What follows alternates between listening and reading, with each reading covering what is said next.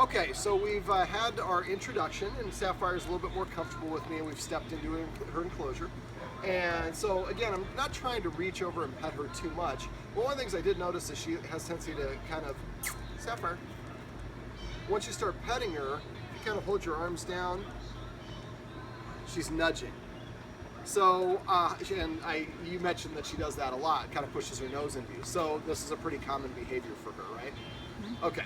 So when she's doing this, basically, now she's a Dalmatian, so everything she does is cute, but she's doing it in a nice, cute way, but she's basically telling us what to do.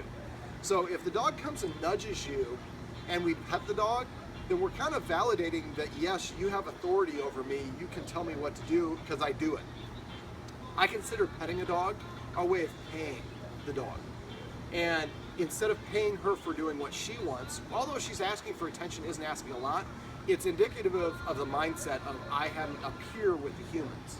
If we're peers, if you're husband and wife, you can tell your husband, I don't like that shirt, it makes you look stupid, go change it. Your husband's the one who decides if he's going to change the shirt or not.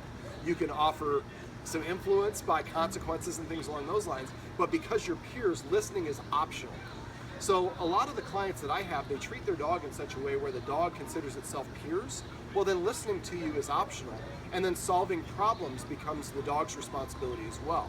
What's the dog that she gets into?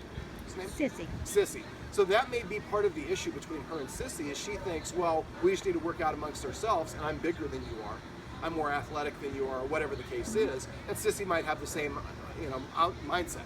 So what I do is when the dog nudges me to tell me what to do, instead of following through and complying, I give the dog a counter order. I ask the dog to sit, come, or lie down. And as soon as it does that, then I pet and reward the dog. Now, when a dog is proud about what it's done, its nose is parallel to the ground or tilted upward. You've probably seen one of your dogs walking around the house with a toy. Yes, feels very good about herself. I want her to feel good about the things we want her to do.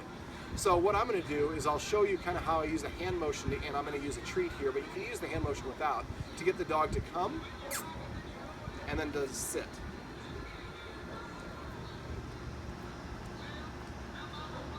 Come. So in this case, I'm rewarding her for the recall. So I say the word come. A lot of people talk way too much to their dog.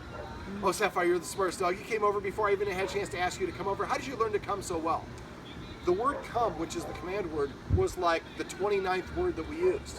When we use a lot of words, it's hard for dogs to keep up because they don't understand what they all mean, and so they start skipping words. So talking to your dog is fine. If you come back, home and you're like, I got cut off in the traffic, and you want to vent to your dog, that's fine. But if you want to mark your dog with a command word, you want to say the command word and nothing else. Not even good sit, just sit.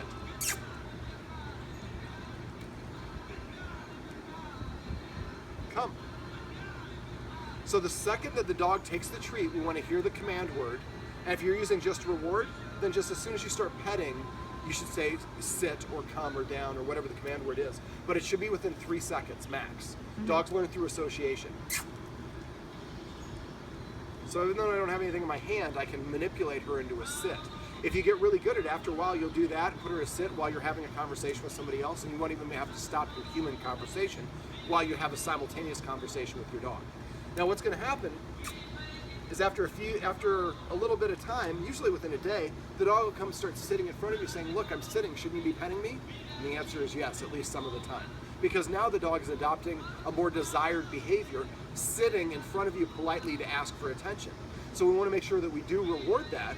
And again, I like rewarding under the chin because I want her to feel good about these desired behaviors. So at first we give her a counter order whenever she nudges. Sit, sit, sit. Just like that. Petting, I call this petting with a purpose. It is the easiest thing that you can do that will have the biggest impact on your dogs in terms of how much time and effort you put in. Down. Did you know down? Sit.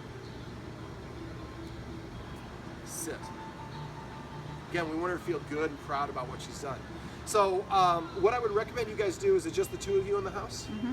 Okay, I usually recommend the word paycheck, but you can come up with any word you want. So if you hear paycheck, that means you immediately stop petting the dogs, you put your hands up in the air and immediately ask the dog to sit, lay down, or come to you. It's probably already there, so you probably sit or lie down. Even if you ask the dog to do it. before the person came in and didn't see you do it. Because if you're all on the same page and the dog sees that it's the outlier, dogs want to be part of the group. But if you come in, you're like, hey, check, I asked her to sit first, and well, now you're arguing and showing dissension. So when you just say, and asking her to sit again is just, it's not asking a lot, it's an easy thing to do. Sitting and laying down are also more subordinate positions. Sit. So her going into more of a sitting position is a little bit more respectful as well, which will help with the other dogs. Now, I wouldn't do it just with her. I would do it with all your dogs. So basically, just stop petting them unless they do something to earn it first. We're not asking a lot, but that will help change what you have now into a healthy leader-follower dynamic, where the most important thing for the dog now is how can I make my guardians happy? Well, they seem to like it when I sit in front of them or when I lie down in front of them. And after a while, that's the behavior they'll start engaging in. So that's a quick summary of petting with a purpose.